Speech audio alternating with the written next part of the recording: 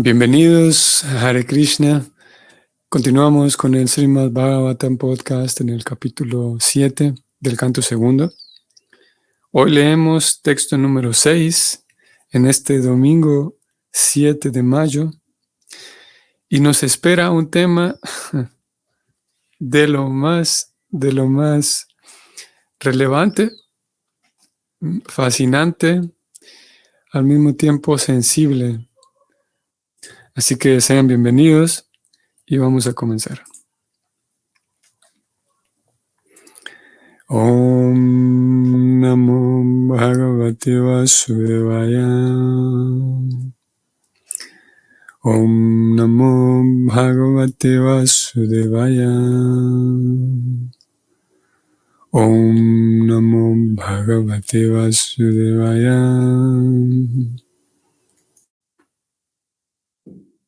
Dharmasya daksha duhitari ayanishtam murtyam Narayano naras iti swatapa prabhavaham Dristvatmano bhagavato niyamavalopam Devyastvananga pritana gratitum nashekuhu. La traducción del verso es la siguiente. Para exhibir su manera personal de austeridad y penitencia, él apareció en las formas gemelas de Narayana y Nara, en el vientre de Murti, la esposa de Dharma e hija de Daksha. Unas bellezas celestiales, las acompañantes de Cupido, fueron a tratar de romper sus votos, pero no tuvieron éxito, pues vieron que muchas bellezas como ellas emanaban de él, la personalidad de Dios. Srila Prabhupada comenta lo siguiente: el Señor, siendo la fuente de todo lo que existe, es también el origen de todas las austeridades y penitencias. Los sabios se someten a grandes votos de austeridad para lograr el éxito en la autorrealización. La vida humana está hecha para esa tapasya, con el gran voto de celibato o brahmacharya. En la rígida vida de tapasya no hay lugar para asociarse con mujeres. Voy a leer nuevamente esta línea para quienes están solamente escuchando. Esta última línea está escrita en letras itálicas para resaltar lo que se está diciendo. Otra vez, en la rígida vida de tapasya no hay lugar para asociarse con mujeres. Y debido a que la vida humana está hecha para tapasya, la verdadera civilización humana, tal como la concibe el sistema de Sanatana Dharma, o la escuela de las 4 castas y las 4 órdenes de vida, prescribe para lograr la autorrealización el separarse estrictamente de la mujer en 3 etapas de la vida. En la orden del desarrollo cultural gradual, la vida de uno puede dividirse en 4 partes. 1. Celibato. 2. Vida de casado. 3. Retiro. Y 4. Renunciación. Durante la primera etapa de la vida, hasta los 25 años de edad, el hombre debe ser entrenado como brahmachari, bajo la guía de un maestro espiritual fidedigno, tan solo para entender que la mujer es la verdadera fuerza de amarre de la existencia material.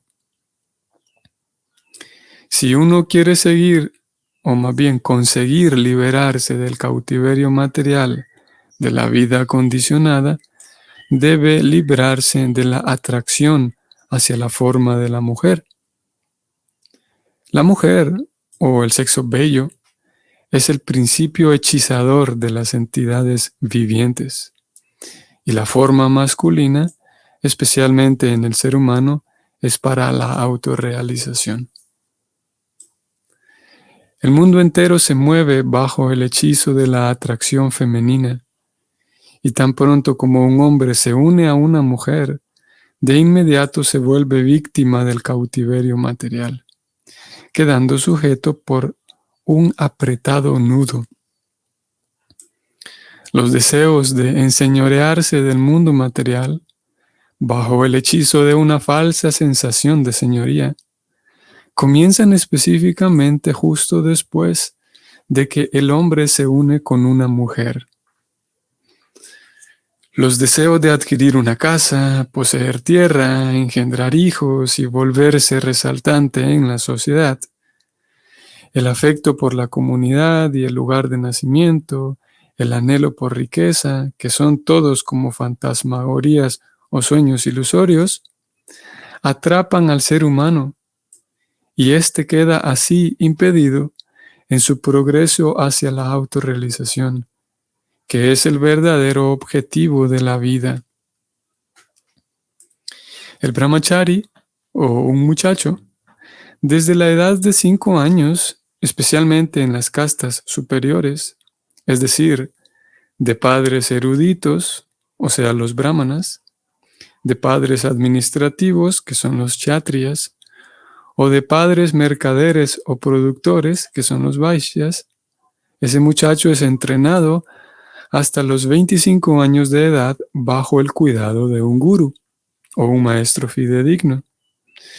Y bajo la estricta observancia de disciplina, él llega a entender cuáles son los valores de la vida, al mismo tiempo que recibe entrenamiento específico para procurarse el sustento. Al brahmachari se le permite entonces ir al hogar y entrar en la vida de casado, casándose con una mujer adecuada. Pero hay muchos brahmacharis que no van al hogar a volverse hombres de familia, sino que continúan la vida de Naishtika brahmacharis, sin conexión alguna con mujeres. Ellos adoptan la orden de sannyasa o la orden de vida de renunciante, sabiendo bien que la unión con mujeres es una carga innecesaria que detiene la autorrealización. Como el deseo sexual es muy fuerte en cierta etapa de la vida, el guru puede que le permita al brahmachari casarse. Esa licencia le da o se le da a un brahmachari que es incapaz de continuar en el sendero de Naistika Brahmacharya. Y esos juicios los puede hacer un guru fidedigno. Se requiere de un programa de lo que se conoce como planificación familiar. El casado, que se asocia con una mujer bajo restricciones dadas por las escrituras, después de un cabal entrenamiento de brahmacharya, no puede ser un casado como los perros y los gatos. Un casado así, al cumplir 50 años de edad, se separa como vanaprastha de la asociación de la mujer para ser entrenado en cómo vivir solo sin la asociación de una mujer. Cuando la práctica se termina, el mismo casado retirado se vuelve un sannyasi, estrictamente separado de la mujer, incluso de la esposa. Al estudiar todo el esquema de separarse de las mujeres, se observa que la mujer es un obstáculo en la autorrealización. Y el Señor apareció como Narayana para enseñar el principio de separarse de la mujer, haciendo un voto en la vida. Los semidioses, sintiendo envidia de la vida austera de los estrictos brahmacharis, esa vida que ellos llevaban, trataban de hacerles romper sus votos, despachando soldados de Cupido.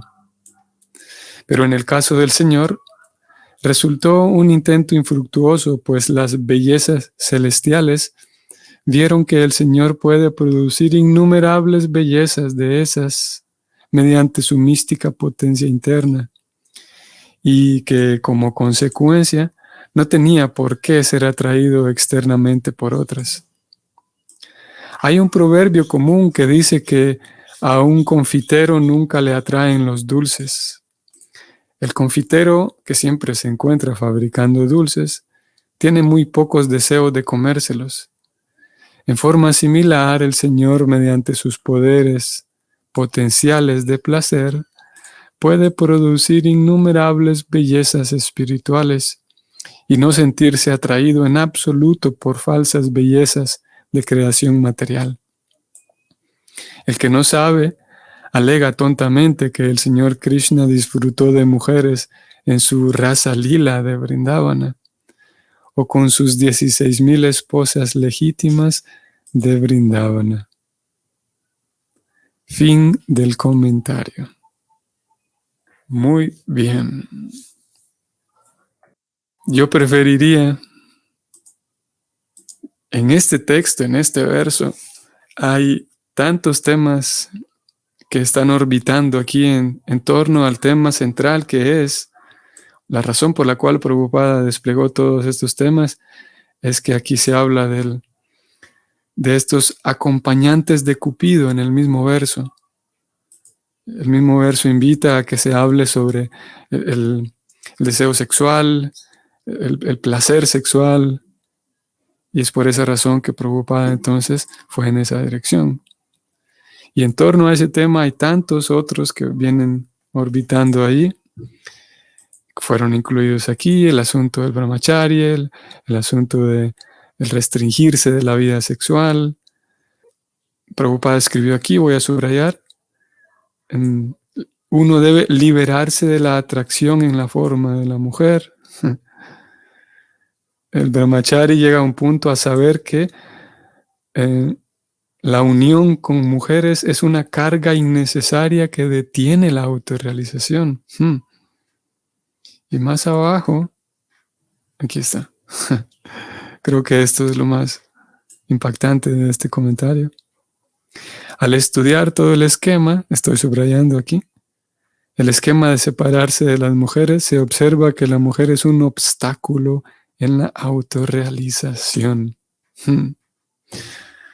Ok, entonces, como dije, todos estos temas están envueltos aquí y no quisiera simplemente saltar al siguiente texto. No quisiera pasar por alto el abordar este tema, ¿no? Porque indudablemente, como dije al inicio, es relevante y cada vez se vuelve más relevante en el contexto político, histórico en el cual nos encontramos, en donde hay tanto, hace algunas décadas atrás, algunos años, se viene hablando de la famosa liberación de la mujer por un lado, los derechos de las mujeres y el feminismo con sus diferentes etapas. Se conoce, sabe que el feminismo tuvo y tiene diferentes, técnicamente se llama diferentes olas, que son diferentes impulsos que el feminismo toma con objetivos diferentes a lo largo de los años.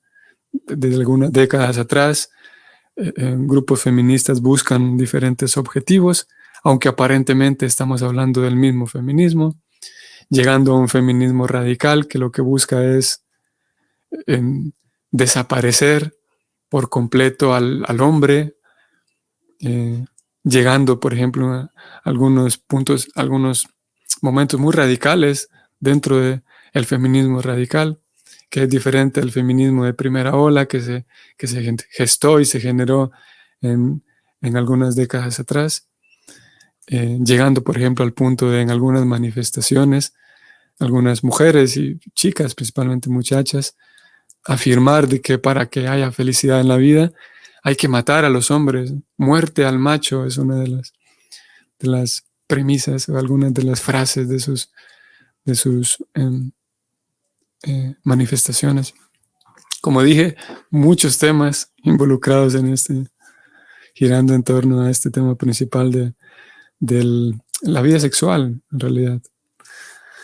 Así que, como dije, no quisiera pasar por alto, no quisiera saltar simplemente y obviar lo que está aquí, obviar lo que acabamos de leer, obviar algunas cosas como por ejemplo el hecho de que este tipo de afirmaciones, voy a volver al verso, lo tengo subrayado todavía, no quisiera yo obviar el hecho de que esto que acabamos de leer, de que la mujer se observa que es un obstáculo en la autorrealización, es un hecho obvio que esto requiere una explicación.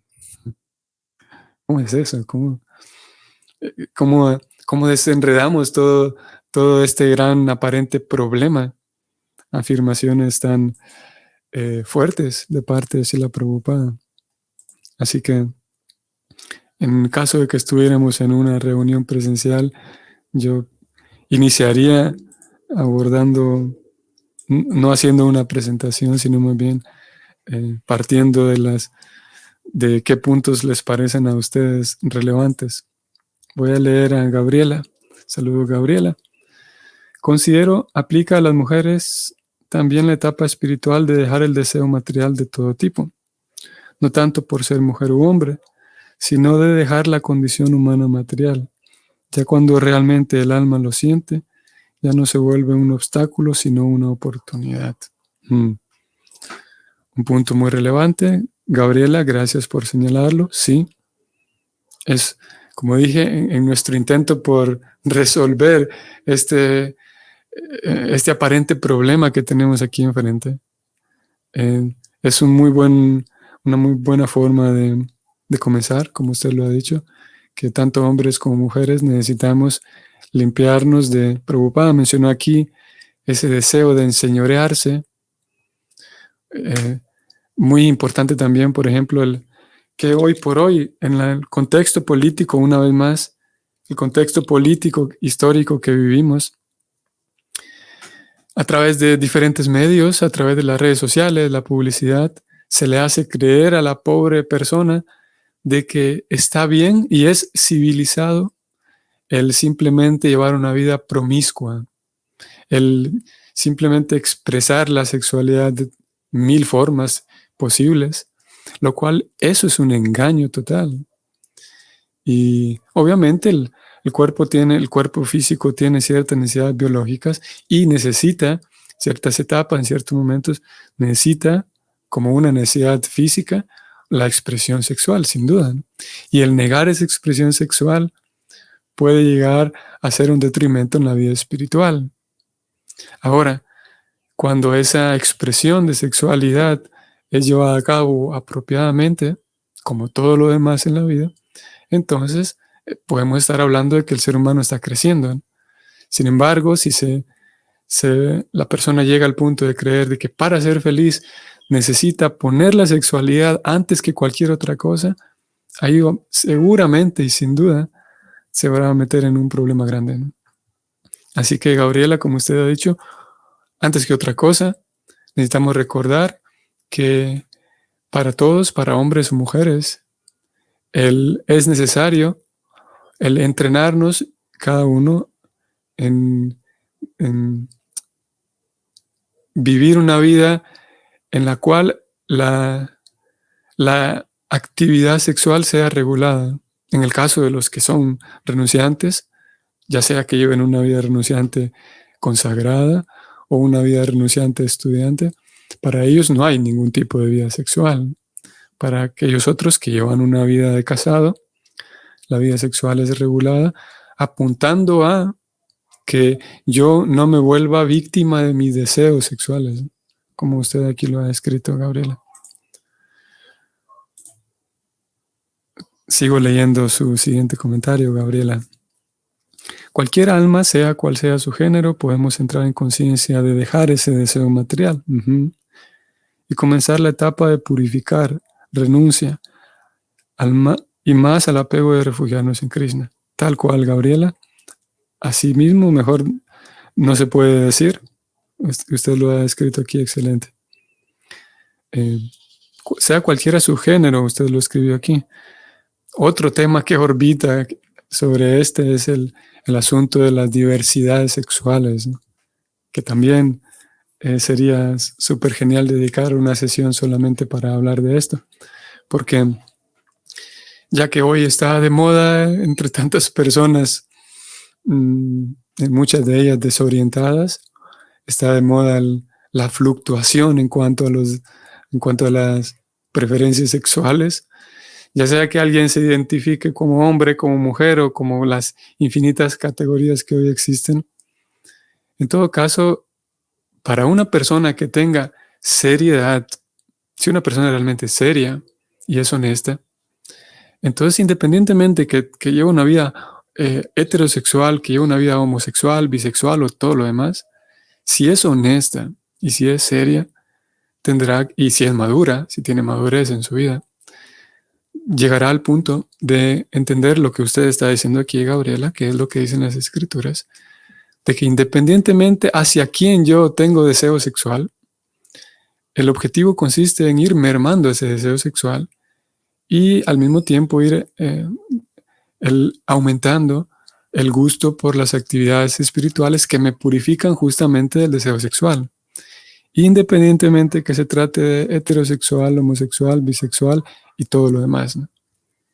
No querría decir que en el Bhakti ahora tenemos que tener un Bhakti para trans, un Bhakti para bis, un Bhakti para pansexuales. No, el Bhakti es para todos. Aquí no. No hay Bhakti para mujeres ni Bhakti para hombres. Hay servicio devocional. Y si hay alguien que se identifica como transexual, por ejemplo, o es un transexual o todas las otras categorías, cada persona, pues bueno, vamos a respetar cómo se identifique, ¿no? Sí. Pero no vamos a tener un bhakti para una reunión o un bhakti para, porque no existe bhakti para hombres, para mujeres, para trans, para bi. El bhakti es para todos. ¿Y qué es el bhakti? Apegarme más a Krishna, afinar muy bien mi inteligencia, como hemos venido diciendo estos días, mediante la lectura de los libros espirituales, del mensaje trascendental. Y ese mensaje trascendental me indica, como ya señaló aquí Gabriela, de que en el fondo no somos ni bis, ni trans, ni siquiera héteros. Somos todos almas espirituales y nuestra labor consiste en apegarnos a Krishna. Obviamente dentro nos apegamos a Krishna y seguimos una serie de responsabilidades que corresponden a nuestra situación corporal. Es verdad que ustedes y yo no soy un hombre en el sentido profundo, eh, en, espiritual, en sentido ontológico, todos somos almas. Sin embargo, pues tengo unas responsabilidades dentro de un contexto físico y sigo las normas y los protocolos de masculinos, digamos, de un hombre. Pero a fin de cuentas, para hombres y mujeres y para todos, el asunto consiste en mermar el deseo sexual. Podemos decir que hasta aquí hemos resuelto el asunto, Gabriela, de que aquí no se trata de hombres y mujeres, sino que todos tenemos que limpiar el deseo sexual. Resuelta. Ajá. Volvamos al texto. Alguien podría preguntar, entiendo el punto de que hay que limpiarse el deseo sexual, pero ¿por qué si la Prabhupada dice que, estoy subrayándolo, por qué Prabhupada dice que la mujer es un obstáculo en la autorrealización? ¿Por qué en otros significados y en este, Prabhupada aparentemente, y parece que de manera muy explícita, parece que no hay otra lectura para este verso, ¿no? Para este tipo de temas? Prabhupada aparentemente dice que la mujer es un estorbo y que una persona o un hombre sensato deberá abandonar la compañía de las mujeres. Vamos a ver. Abandonar, estoy tratando de encontrar aquí donde él habló de esto. Abandonar la compañía de las mujeres porque estar en compañía de las mujeres es un peligro, ¿no? O parecería que Prabhupada está hablando aquí de cómo una mujer es eso, un estorbo, un peligro, y que sí debe abandonar su compañía por ser un elemento dañino, ¿no? Estoy tratando de encontrar. Aquí está. Por ejemplo, Prabhupada dice lo siguiente. El mundo entero se mueve bajo el hechizo de la atracción femenina, y tan pronto como un hombre se une a una mujer, de inmediato se vuelve víctima del cautiverio material. O sea que si yo me acerco a una mujer, me vuelvo víctima porque ella es un estorbo. Como dije, si bien es verdad, ya concluimos fácil de que el asunto consiste en limpiarme el deseo sexual para todos. Ahora, ¿cómo solucionamos, cómo resolvemos estas afirmaciones de Prabhupada? Uno, son afirmaciones, todo esto es real. Tenemos estas opciones, ¿no? La opción número uno de que es verdad de que la compañía de las mujeres es nociva. Eso incluiría que tendríamos que sí, eliminar, digamos, todo contacto con las mujeres, pero resulta que si eliminamos todo contacto con las mujeres, pues prácticamente más de la mitad de la población de ISKCON tendría que irse, ¿no? Porque más de la mitad son mujeres. Y si las mujeres son dañinas por naturaleza, pues tendríamos que expulsarlas, ¿no? Y para resolverlo, es que podemos observar directamente la vida de Srila Prabhupada. Nos damos cuenta al estudiar, no solamente por leer las anécdotas y cosas bonitas que pasaban con Srila Prabhupada, sino que podemos estudiar definitivamente cómo él se conducía y nos damos cuenta de que la forma en la que él convivía con sus discípulos y discípulas era indudablemente amorosa y parejo, podemos decir, y simultáneamente amorosa con ambos. Y es, como dije, muy relevante estudiar esa vida porque sabemos muy bien, al estudiar el carácter de una persona como Prabhupada, sabemos muy bien que él no era un diplomático, no era un, podemos decir, un hipócrita. No es que Prabhupada pudo haber dicho, ok, tenemos esta opción nosotros para resolver este asunto. Prabhupada trató bien a sus devotas, a sus discípulas, como un asunto estratégico, solamente para que no se fueran. Voy a tratarlas bien para que hayan más miembros de ISKCON. Y sabemos, estudiando el carácter de Prabhupada, sabemos que Prabhupada era directo y que si algo lo hacía era porque realmente lo sentía. Si algo lo decía, si habían cosas que decía, era porque no escondía nada. Y sabemos que no hay espacio en la vida de él para actuar de manera hipócrita. Por lo tanto, concluimos que si realmente trataba de manera amorosa a sus devotas, sus discípulas, era porque sentía amor por ellas. No era un show, no era un espectáculo.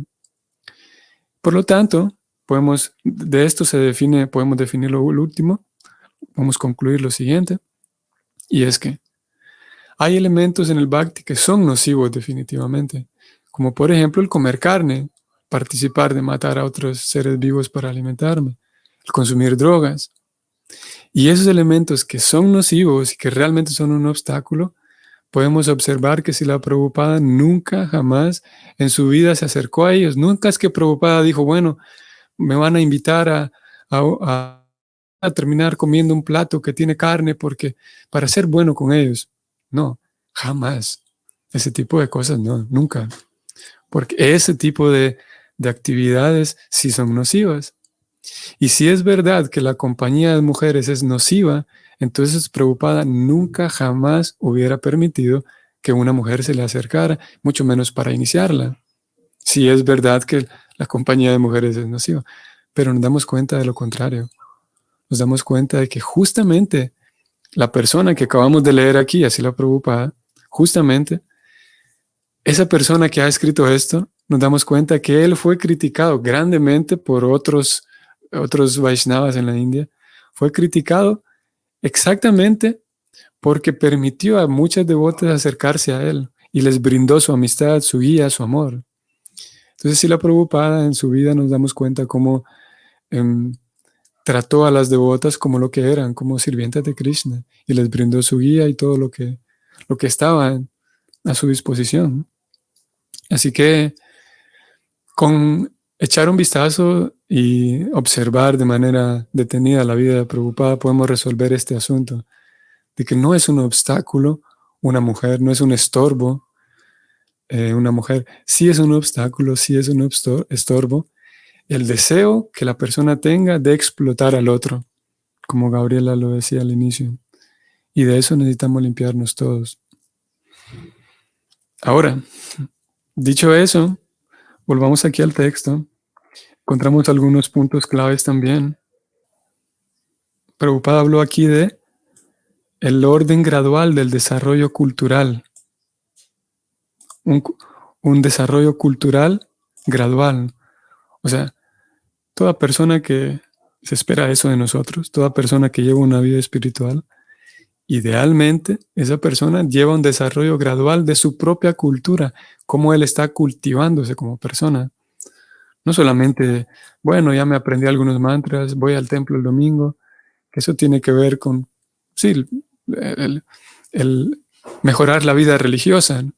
Pero cómo está haciendo su cultivo como persona. Y en el cultivo como persona se incluye el desarrollo de cualidades, el desarrollo de virtudes, el limpiarme de malos hábitos. Eso indica, eso está incluido en el desarrollo cultural, que es gradual.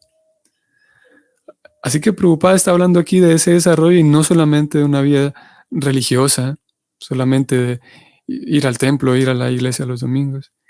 Y en ese desarrollo cultural se espera que cada quien, como dice el dicho, cada quien observe de qué pie cojean.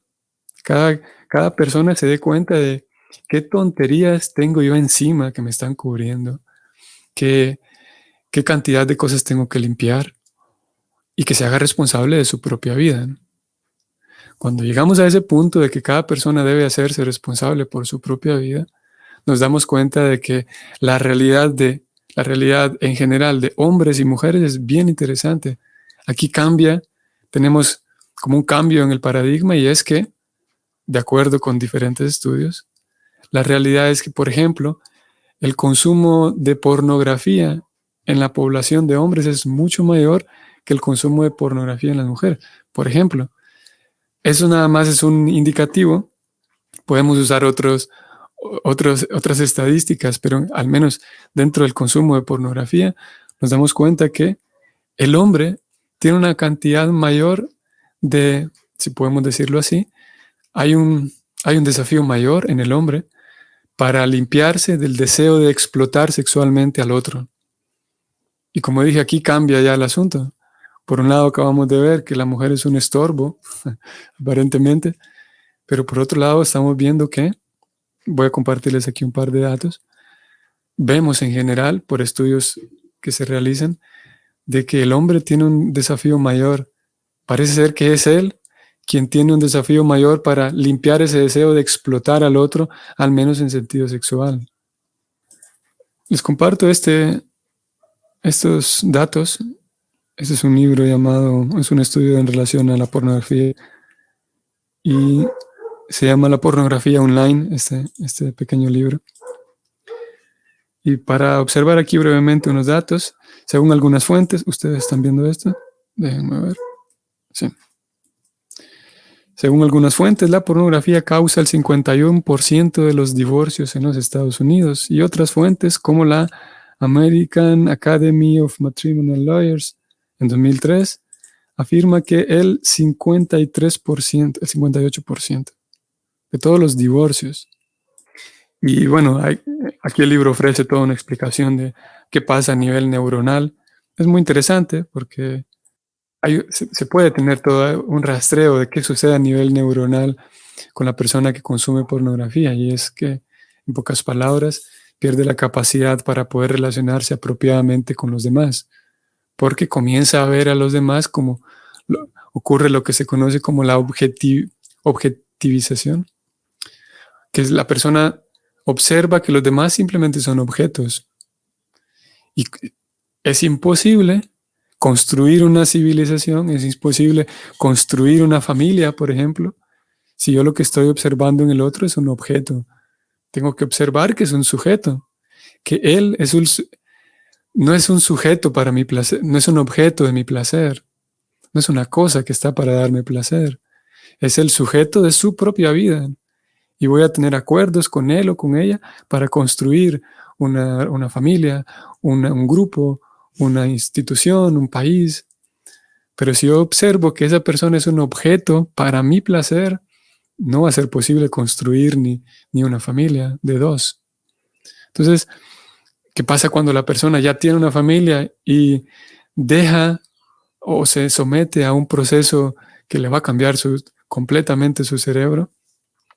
Es el proceso que ocurre a través de la pornografía, donde el cerebro interpreta que los demás están para darme placer solamente. Entonces la persona pierde la capacidad de mantener un vínculo, y lo que acabamos de leer aquí, aproximadamente entre el 51 y 58%, de acuerdo con estos datos, causa que no se puede mantener ese vínculo, por lo tanto, divorcio. Voy a volver aquí a ese mismo texto. Estos son otros datos siempre en el mismo libro. Vean qué interesante esto. Para hacernos una idea de la presencia de la pornografía en Internet, podemos revisar algunas estadísticas proporcionadas por Family Safe Media en el año 2006. Año 2006, casi 20 años atrás. 4.2 millones de sitios web pornográficos, 420 millones de páginas web pornográficas. Todos estos datos son no exactamente el tema de hoy, la pornografía, pero no dejan de ser relevantes, ¿no? 68 millones de búsquedas diarias en Google de pornografía. 68 millones, lo cual representa un 25% de todas las búsquedas que se hacen. Es una cantidad súper grande. Hombres que admiten acceder a pornografía en el trabajo, 20%. Adultos que admiten ser adictos a la pornografía en Internet son 10%. Y esto puntualmente es lo que venimos a traer. Porcentaje de hombres y mujeres que visitan pornografía en Internet, 72% hombres, comparado con un 28% mujeres. Porcentaje de hombres que son adictos a la pornografía comparado con mujeres, 83% de hombres frente a un 17% de mujeres. Así que, como dije, el panorama cambia un poco, ¿no? Cuando vemos que aparentemente es el hombre quien tiene un trabajo mayor por hacer en aquel desafío por controlar su deseo sexual. Y en todo caso, como señalaba Gabriela, todos tenemos nuestra tarea es apegarnos más a Krishna y llevar a cabo un desarrollo cultural individual propio. Ese desarrollo cultural va a involucrar, como dijimos, que cada quien se haga responsable de su propia vida y se dé cuenta de qué cosas tiene que limpiar. Y porque algunos tenemos cosas diferentes, unos vamos a tener más envidia, otros más ira. Y a pesar de que tengamos o no tengamos envidia o ira, siempre todos vamos a tener de ley una cantidad de lujuria y cada quien determina cuánta es, ¿no? El deseo de simplemente explotar al otro. Y ese trabajo, que es el desarrollo cultural, que la persona se cultive, es necesario para que se dé un verdadero progreso espiritual y es individual. Me detengo aquí un momento para leer a Armando. Saludos, Armando. Creo que hay que contextualizar. Tanto mujeres como hombres son nocivos. Cuando están seducidos por los placeres de Maya, todo en exceso y alejado totalmente de la vida religiosa. Sí, Armando, sí. Por esa razón yo traje estos datos aquí para hacer un contrapunto, para hacer ver que no es verdad que la mujer es un estorbo. Es un estorbo el deseo sexual en general. Y ya sea que, como usted aquí señala, ya sea que un hombre esté así desenfrenado, digamos, o ya sea que una mujer esté desenfrenada en el deseo sexual. Lo que sí es verdad, voy a decirlo aquí, que hace falta incluirlo, lo que sí es verdad es que cuando observamos, por ejemplo, todo el reino animal y vemos toda la biología, y es súper relevante que observemos cómo se comporta el reino animal, porque nosotros formamos parte de todo ese reino animal, si bien en verdad somos el animal racional, pero todos nuestros instintos y muchas otras cosas corresponden con el reino animal. Y es verdad que en el reino animal es el macho quien corteja y es el sexo bello, como Prabhupada también lo mencionó aquí, es la hembra el sexo bello. Y eso también es relevante. de que por cierta naturaleza se vuelve más atractivo, digamos, el cuerpo femenino, la figura femenina. Y en eso nos puede servir como para comprender por qué, por ejemplo, hay más venta de pornografía femenina, ¿no?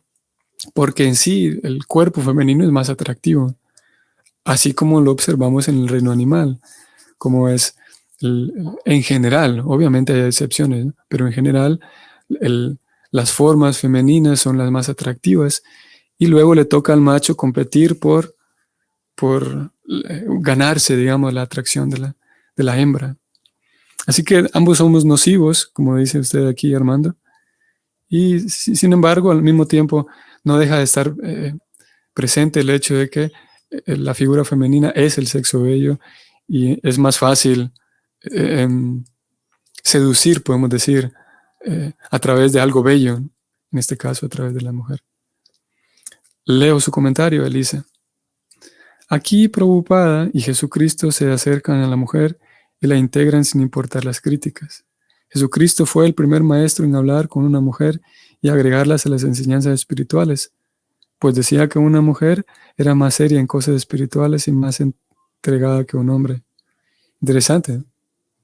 Interesante ese paralelismo que usted hace aquí entre Jesucristo y Srila Prabhupada, de cómo ambos incluyen a las mujeres. Algunos grupos, a veces grupos externos, no Vaishnavas, y a veces grupos devocionales, grupos de devotos.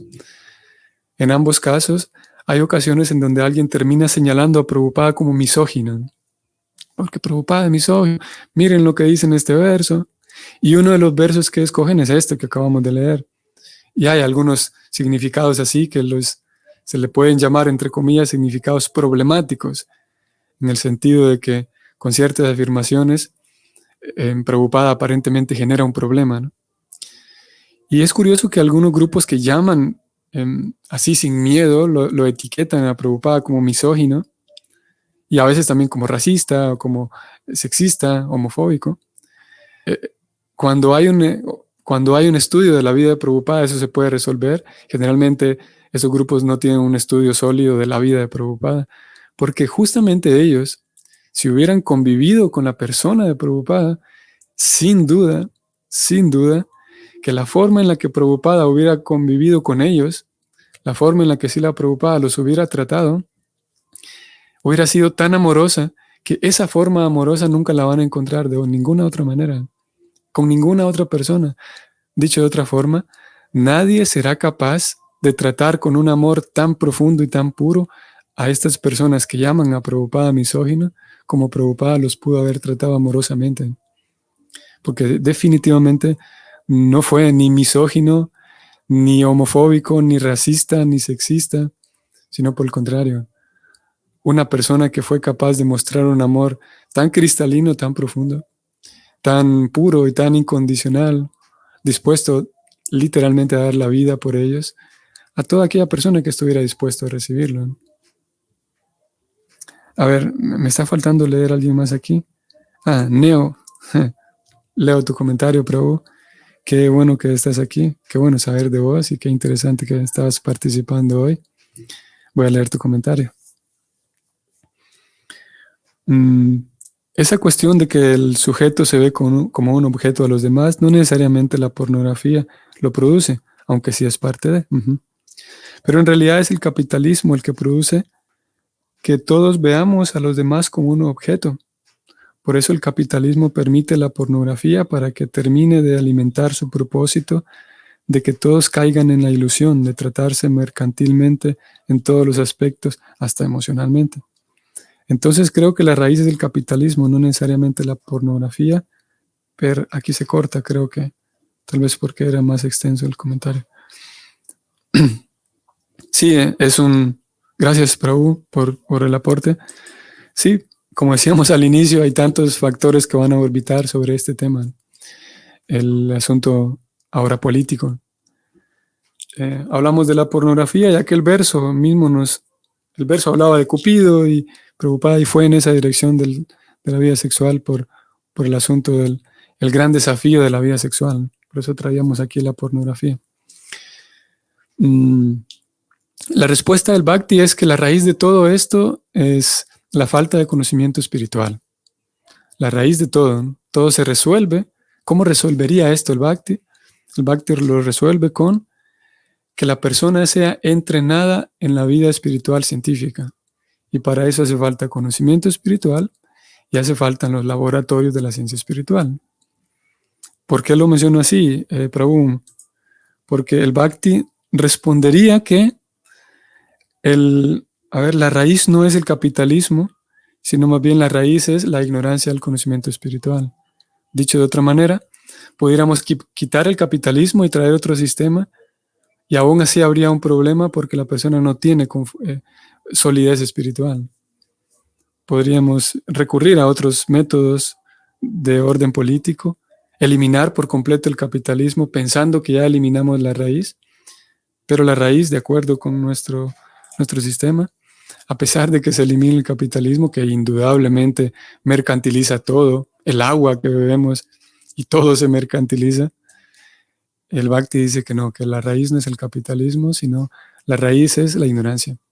Y no la ignorancia de que las personas no van a la escuela, sino la ignorancia a nivel profundo, que es la vida, cómo interpretar con ojos espirituales todo y cómo llevar a cabo una vida espiritual real. Y sí, es la raíz de acuerdo con el Bhakti. Leo su comentario, Alejandra. Pero para las personas comunes es muy difícil por el diseño del sistema, que todo se basa en el sexo, la educación, los medios de información, etc. ¿Cómo se defiende uno de ello? Exacto. Es una pregunta relevante. ¿Cómo nos defendemos? Porque hoy por hoy hay y lo hemos hablado en otras ocasiones previas, ¿no? Hoy por hoy hay una salvaje, ¿cómo se diría esta? Promoción de la actividad genital, a lo cual muchos le llaman la educación sexual, que de educación tiene 0, que es mejor lo podemos definir como la promoción del acto genital. ¿Cómo nos defendemos? Todo se sexualiza, se vuelve sexual hoy, cada vez más. ¿Cómo nos defendemos? El Bhakti dice, Krishna responde puntualmente con Arjuna, le dice, defiéndete con la espada del conocimiento, le dice Krishna a Arjuna. Prabhupada nos pide como un favor, y eso que nos pide como favor es lo mismo que nos protege. Y eso que nos pide como favor es, número 1, que nuestra inteligencia, somos capaces de defendernos en la medida en la que interpretamos el mundo y actuamos, ¿no? Pero para poder interpretar bien y actuar apropiadamente hace falta inteligencia. Prabhupada nos pide entonces que nos mantengamos todo el tiempo haciendo sravanam. La ciencia espiritual nos dice que ciertas actividades del Bhakti son muy potentes, a pesar de que son muy simples, como el canto del mantra, como comer prasad, pero son muy potentes llevadas a cabo con conciencia. Y una de ellas es súper vital, que las escrituras y los acharyas señalan que es la principal, y esa actividad es la que nos protege, se llama sravanam. Sravanam es poner mi inteligencia y mi mente, exponerla ante el conocimiento espiritual todo el tiempo.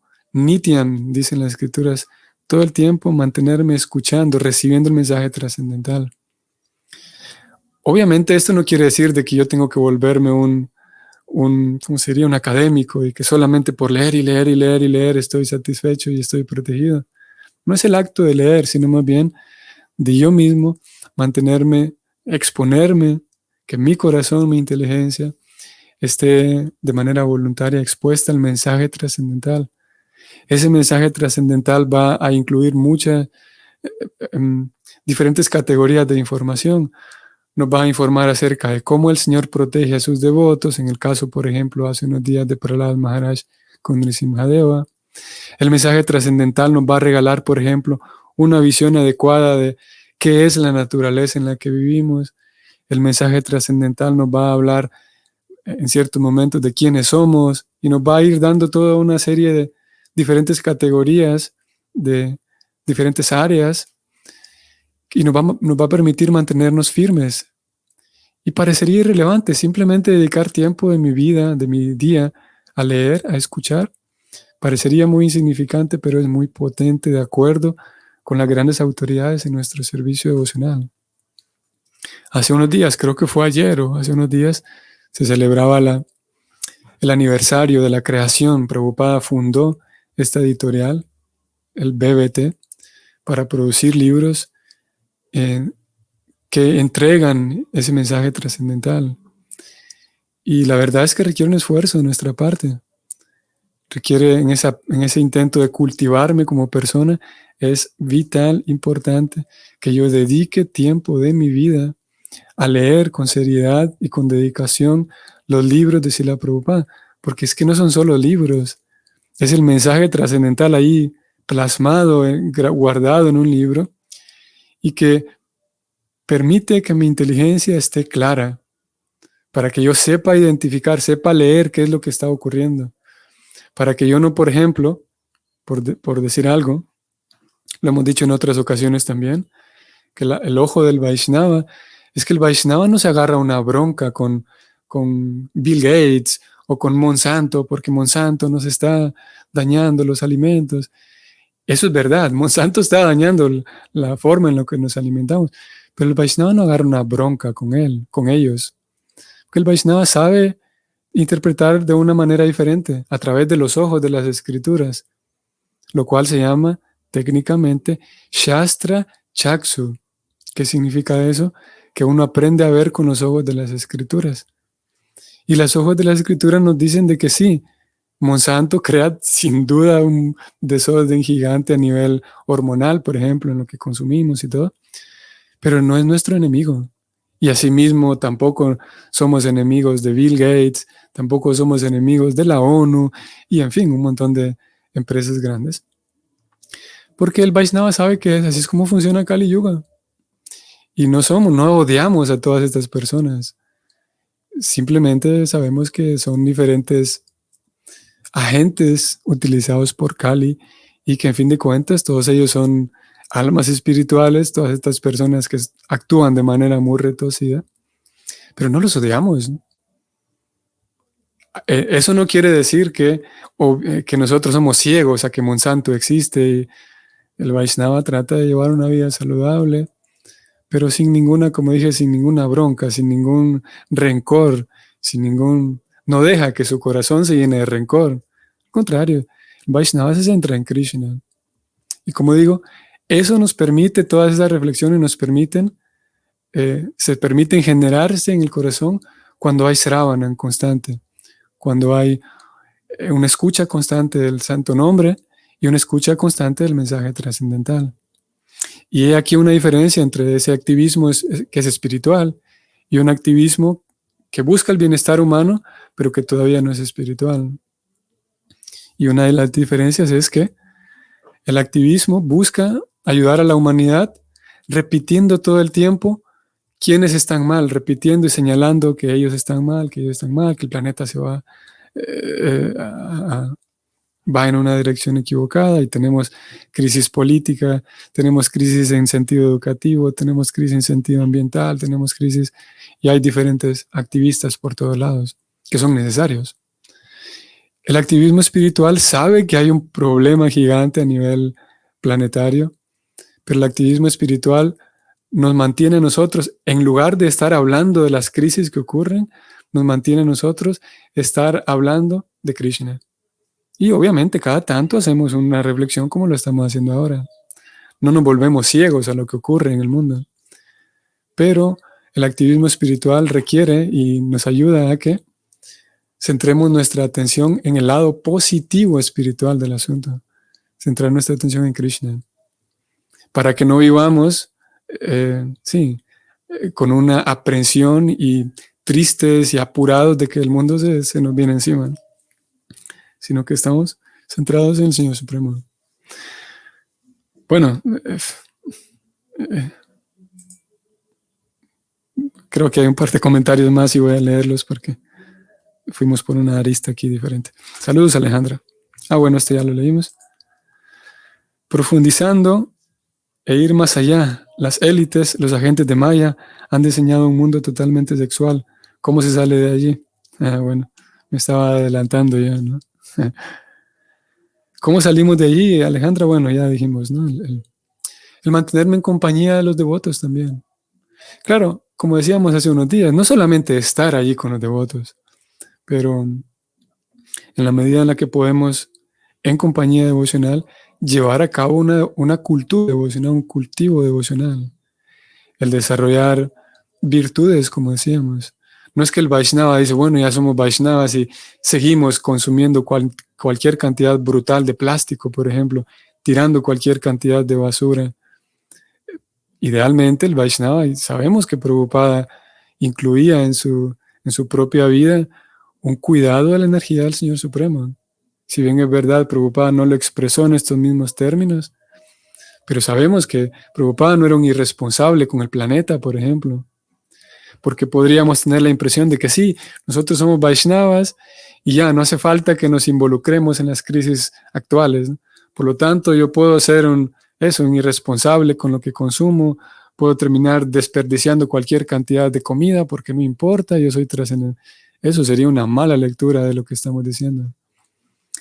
Y sí, en algunas ocasiones sucede, ¿no? Nuestras comunidades Vaishnavas, tristemente, bueno, yo al menos lo viví, y es triste, que en algunas ocasiones se terminan tirando literalmente a la basura alimentos, a veces prasadan, ya sea alimentos que se han ofrecido o alimentos que no. Eso yo sé que ocurre en muchos lugares.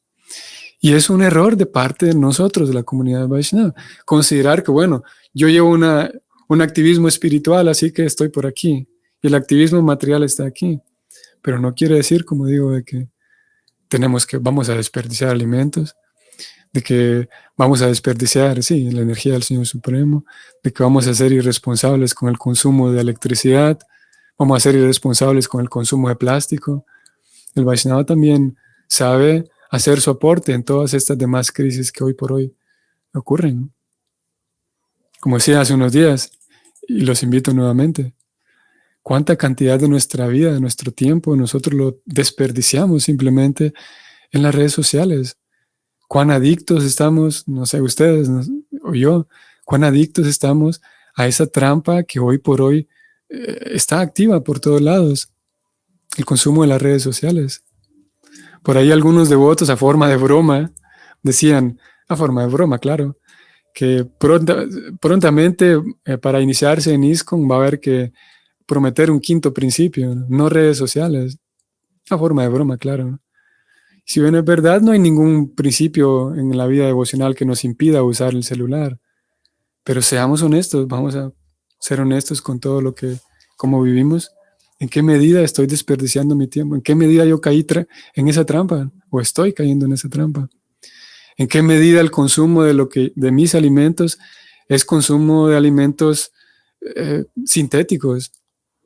Y claro, no es que sea un pecado, digamos, consumir alimentos sintéticos, pero en la medida en la que yo me mantengo más, una vida más natural, que es una vida más en bondad, en esa medida voy a poder leer mejor, interpretar mejor con ojos espirituales la vida. Y bueno, en fin, como digo, hay tantos.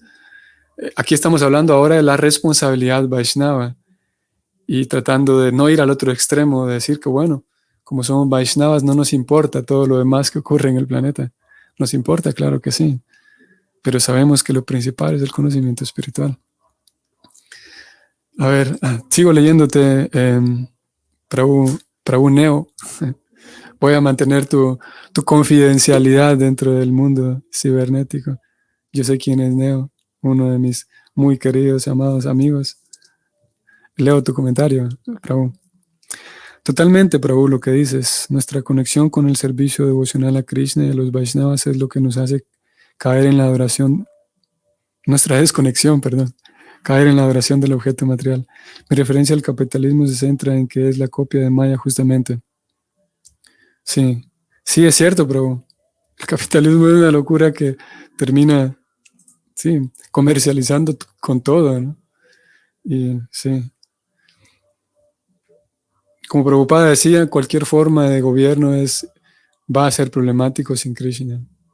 Podemos saltarnos aquí, que no nos vamos a meter mucho, pero podemos adentrarnos en analizar otras formas de gobierno y analizar, así como estamos hablando aquí de lo peor del capitalismo, que es comercializa con todo, incluso con personas.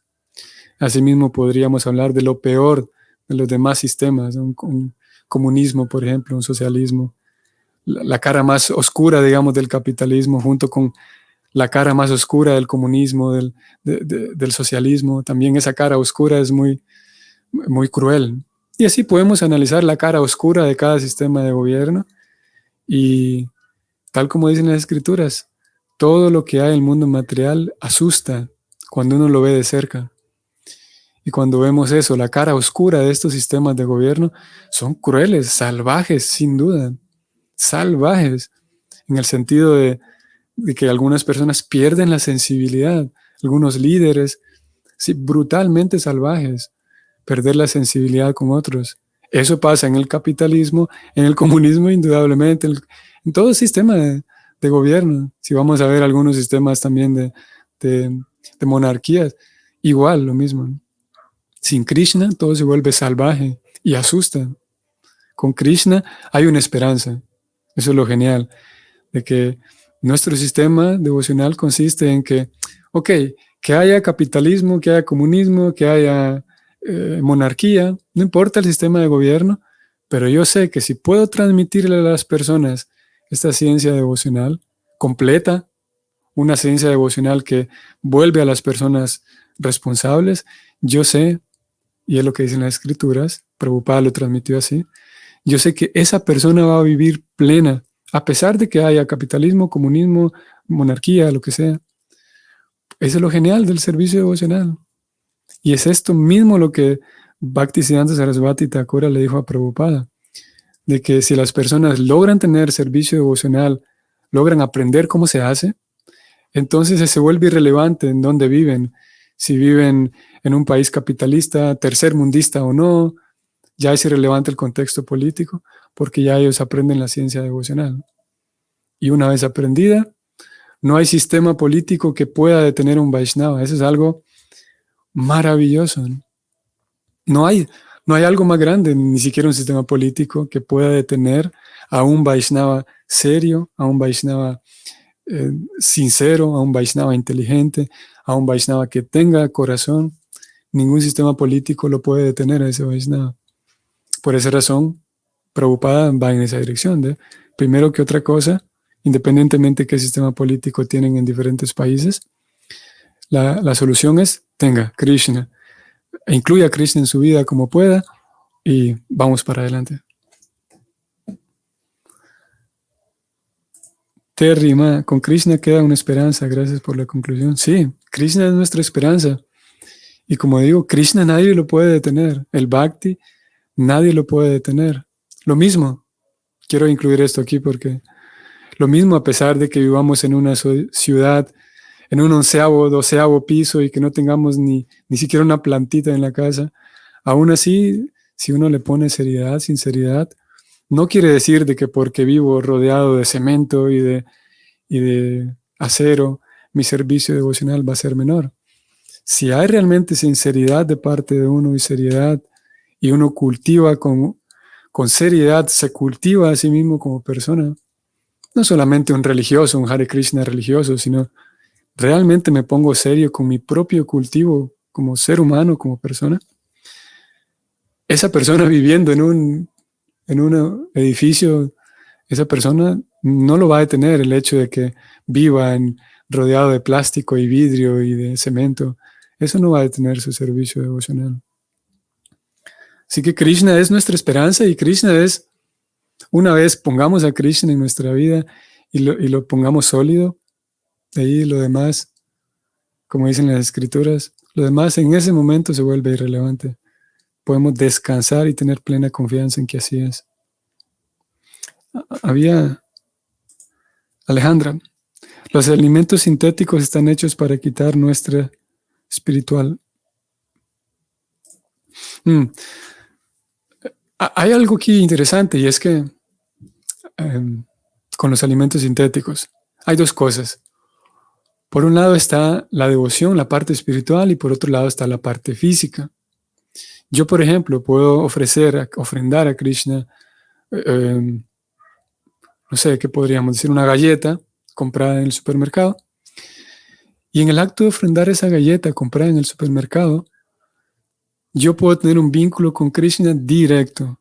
Mi vínculo con Krishna es exactamente el mismo. Esto es algo muy relevante y súper relevante, porque mi vínculo con Krishna es exactamente el mismo si yo ofrendo una galleta del súper que si ofrezco unos tomates orgánicos crecidos en mi casa.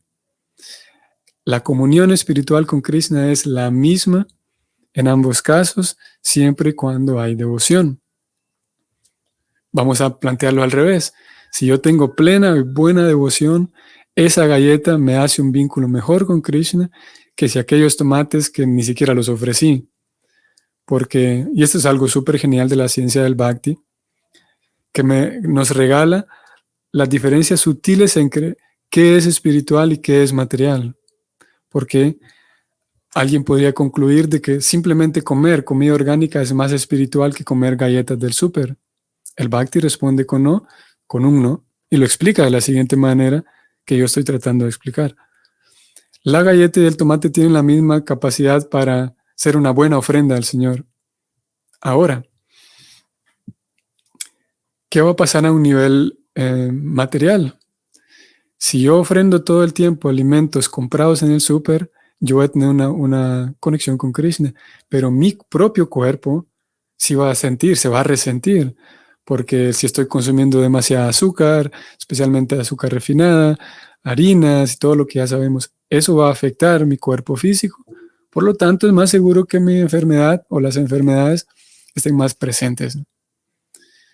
Pero el vínculo espiritual no se quita. Ahora, si yo puedo alimentarme con alimentos más saludables, aparte de que tengo una conexión con Krishna, mi cuerpo va a estar más saludable. Y a más mediano y largo plazo, como mi cuerpo va a estar más saludable, entonces mi conexión con Krishna va a estar más constante. Porque una vez uno enfermo, todos lo sabemos, una vez que uno está enfermo, uno no puede funcionar. Si estoy enfermo con una enfermedad grande, ¿cómo es que me voy a dedicar a cantar Hare Krishna con mayor tranquilidad? En fin. Por esa razón hablamos de una alimentación más sana, para que mi cuerpo esté más sano, y como mi cuerpo está más sano, mi mente está más tranquila para centrarme en Krishna. Porque no quisiera yo dar la idea de que los alimentos orgánicos son los únicos que nos pueden dar un vínculo con Krishna. Eso daría la impresión de que los alimentos sintéticos, Krishna no los acepta. Y eso no es verdad. Eso no figura en ningún momento en las enseñanzas de Prabhupada de que los alimentos sintéticos no se aceptan. Krishna los acepta, repito, pero va a haber un impacto en nuestra salud. Por esa razón, en la medida de lo posible, a pesar de que aquellos que vivimos o aquellos que viven en ciudades grandes y tal, en donde es difícil o es más difícil conseguir alimentos más saludables, pero en la medida de lo posible uno puede consumir alimentos que sean saludables.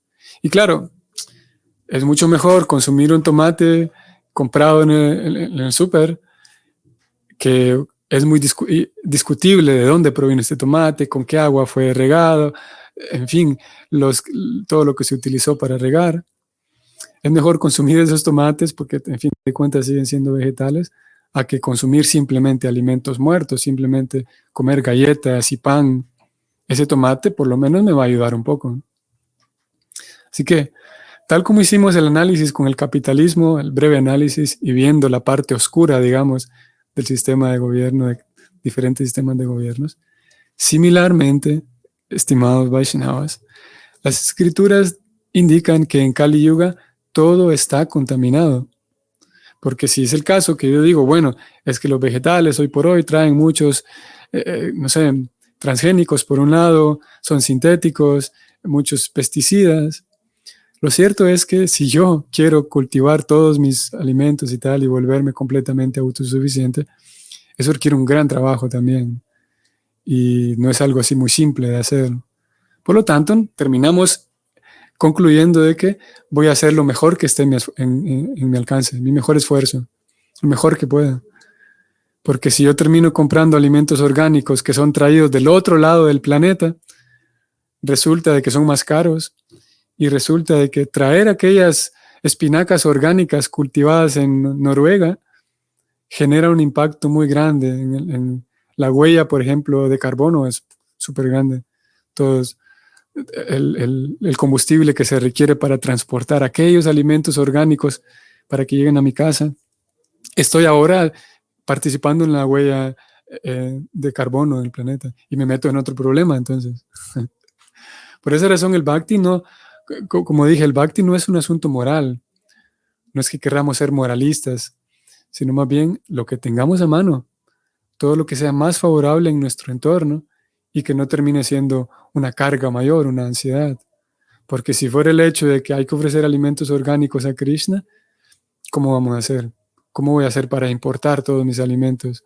¿Cómo voy a hacer para ajustar esa realidad a mi vida? Lo cierto es que, como dicen las escrituras, Prabhupada más bien señala que hacer el mejor provecho de una mala compra. Él dice, ustedes sabrán que Prabhupada habló de esa manera, ¿no? Lo que tengamos en nuestro entorno, lo más inteligente que podamos hacer, vamos adelante. Si no, se vuelve, como dije, un dolor de cabeza, solamente la alimentación. Así que lo que tengamos a mano, lo más saludable que tengamos, ejercitarnos un poco, equilibrar nuestra vida y sin duda que eso nos permitirá llevar una vida más responsable, ¿no? Voy a leer a Teresita. Saludos, Teresita Zamora. Hare Krishna, reverencias, gracias por su servicio. Jonas no aceptaba que hay más lujuria en las mujeres, 9 veces más, siempre preocupadas de cómo mostrar el cuerpo. Hay que leer más para entender. Sí. Sí, Teresita, dejamos de lado. De hecho, hoy no tocamos ese punto, ¿no? De que en algún momento se señala que las mujeres son más lujuriosas y no solamente más lujuriosas, sino 9 veces más o 7 veces más. Eso también requiere su explicación. Pero en sentido práctico vemos que no. En general, los hombres tienen un deseo sexual mayor. Ese es otro tema. Pero sí hace falta leer más y tratar de estudiar con mayor profundidad toda la obra de Prabhupada, ¿no? Wendy, saludos. Respecto a los alimentos sintéticos, si nuestra nutrición es basada en estos alimentos, ¿dónde estaría la compasión hacia nuestro cuerpo? Lo estaríamos deteriorando. Qué muy buen punto, Wendy, exactamente. Así es. Ya que hablamos de cultivo, de cultura, una persona que se cultiva, ¿dónde queda la compasión a nosotros mismos? A sí mismo. Exacto. Usted le ha dado ha tenido muy buena puntería en acertar este comentario, Wendy. Gracias. Porque la compasión a nosotros mismos, y por compasión a nosotros mismos, aquí nos metemos en otro tema, el asunto de eso, ¿no? Dedicar tiempo para mí, como Krishna dice, hace falta que uno trabaje, que uno se eduque, que uno descanse, que uno se alimente bien, que uno se recree apropiadamente. Entonces la compasión a nosotros mismos es necesaria y esto va incluido en cómo nos alimentamos. No solamente qué alimentos consumimos, sino las cantidades, los horarios, de qué manera comemos, en fin, todo el asunto de la alimentación. Pero puntualmente, vale la pena cuidarnos a nosotros mismos por amor propio, por un lado, y también, segundo, porque alimentarnos apropiadamente propicia una mejor vida espiritual, por compasión misma. Así que, como dije, Prabhupada resuelve así, y es que lo mejor que tengamos a mano. Si no, pues yo podría decir es que voy a tener plena compasión por mí mismo y voy a consumir puros alimentos orgánicos que solamente para comprarlos tengo que gastar una fortuna y se vuelve posiblemente otra ansiedad. Así que lo mejor que tengamos a mano, lo mejor que podamos hacer. A veces hablamos de alimentos sintéticos y una buena pregunta es, ¿cuánta agua estamos bebiendo? Antes de señalar a Monsanto, por ejemplo, Sí, es que Monsanto nos está destruyendo. Ok, sí. ¿Y cuánta agua estamos bebiendo? Yo mismo soy responsable de mi propia hidratación y eso no tiene nada que ver con Monsanto, ¿no? ¿Cuánto responsable estoy siendo yo mismo con mi propia hidratación? Pero me estorba que exista Monsanto, ¿no? Aunque no me estorba la falta de cuidado propio a mí mismo, ¿no? Gracias, Wendy, por el aporte de allí. Alejandra, ya entendí. En lo espiritual no importa los alimentos, sean sintéticos u orgánicos, el resultado es el mismo, pero a nivel material ahí está la diferencia. Y lo importante es la parte espiritual. El resto hay que emplear la inteligencia. Sí, nosotros aquí hemos estado hablando de un asunto que es un detalle del Bhakti. Y en estos detalles siempre queda la inteligencia, como usted lo puso aquí, Alejandra. Cómo ajustar todos estos pequeños detalles en nuestra vida. Eh, Alguien podría considerar que todo este diálogo es una pérdida de tiempo, ¿no? Porque a veces los devotos dicen, no, yo simplemente canto Hare Krishna y todo va a estar bien. Sí, sí, pero hay una serie muy grande, una lista muy grande de detalles que son esto que hemos estado hablando hoy aquí, entra en esa categoría de detalles, cómo ajustamos nuestra vida al Bhakti, cómo el Bhakti se ajusta a nuestra vida. Y hace falta inteligencia, hace falta un buen criterio para ajustar todas estas cosas. Te leo nuevamente, nativo. Prabhu, totalmente de acuerdo que con Krishna todo se espiritualiza, gracias por tu aporte. Pero sí, la Prabhupada denuncia que no, que hay que alimentar la cultura industrial. Pero sí, la Prabhupada denuncia que no hay que alimentar la cultura industrial y de las máquinas. Sí, Prabhupada resaltó mucho eso, ¿no? Lo triste que es que cada vez hay más máquinas y menos empleos, por ejemplo, personas desplazadas por las máquinas. Sí, Prabhupada mismo intentó que hayan comunidades autosuficientes, ¿no? Que es un tema súper fantástico también, que la necesidad y el plan que él tenía de estas comunidades autosuficientes, para que se pueda ejecutar todo esto, ¿no? Para que se pueda ejecutar, que de hecho se pueda cultivar los alimentos que se consumen. Y sí, Prabhupada sabía muy bien eso y fue parte de su misión. Es parte de su misión, en la medida de lo posible.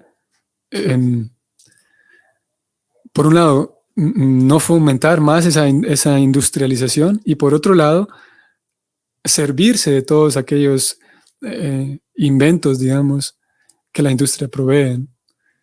Y como es bajo el principio técnicamente se llama Yukta Vairagya.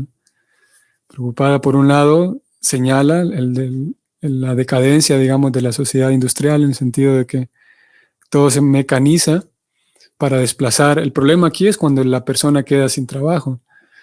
Pero al mismo tiempo, Prabhupada señala, por ejemplo, lo genial que existan aviones. Él dice, porque él decía, yo puedo ir más rápido a predicar a un lugar.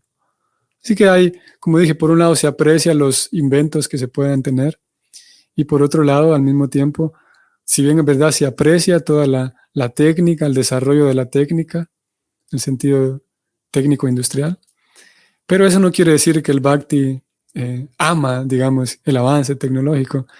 En todo caso, sea que mañana, digamos, se desmorone todo el avance tecnológico y volvamos a empezar como sociedad, el Bhakti, en cualquier caso, el Vaishnava, sigue su vida igual.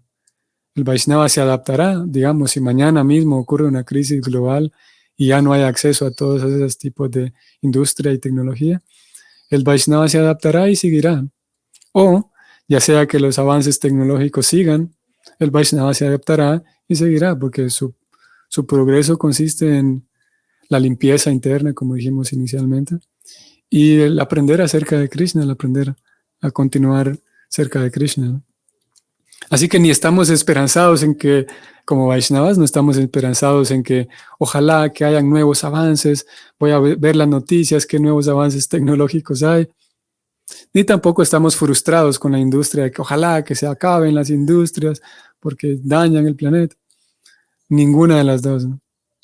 Existan o no existan, tomaremos lo que nos sirva para servir a Krishna, siguiendo el ejemplo de Prabhupada, el ejemplo de Rupa Goswami, bajo el principio de Yukta Vairagya, usar todo lo que esté a mano para continuar con nuestro servicio. Muy bien, estimados Vaishnavas, hoy ha sido un día excepcional, tanto en el tema. El tema de las mujeres y la lujuria, indudablemente no lo hemos solucionado hoy. Seguiremos, conforme pase el tiempo, seguiremos leyendo de él. Hay otras cosas que quedaron fuera. Fue excepcional también porque nos extendimos más de la hora. Yo trato de mantener estas sesiones en el rango de media hora solamente. Hoy fue mucho más. Pero excepcional también porque tuvimos algo muy cercano a un diálogo, ¿no? Yo pude ir apreciando sus comentarios y una participación mayor para temas que, como dije al inicio, son relevantes, ¿no? Y cada tanto hace falta sentarnos y analizar con ojos más serenos, digamos, todo lo que ocurre a nuestro alrededor, ¿no? Como lo hemos hecho hoy. Vamos a detenernos aquí. Considero de mi parte que ha sido muy provechoso para mí. Agradezco de su parte que se hayan quedado presentes todo el rato. Entonces nos vemos mañana. Creo que aprovecho a avisarles que pronto, estos meses que vienen, por varios meses, mis servicios van a cambiar, los horarios de Krishna en tu casa van a cambiar también. Esta semana que viene, por ejemplo, no vamos a poder hacer la transmisión regular. Estos meses que vienen van a ser diferentes. Así que ustedes irán observando y que vamos a tener una dinámica diferente para el podcast. Muy posiblemente ya no vamos a poder hacer la transmisión en directo como hoy, para leer y responder preguntas y compartir comentarios. Krishna en tu casa y el podcast de Bhagavatam y de Bhagavad Gita se van a acomodar a unas nuevas circunstancias. Siempre los vamos a mantener, sí, pero con algunos ajustes, ¿no? Así que les informo de una vez para que ustedes estén sabidos. Que tengan un excelente día, un excelente domingo. Toda la gloria a Srila Prabhupada. Mi reverencia a todos ustedes. Hare Krishna.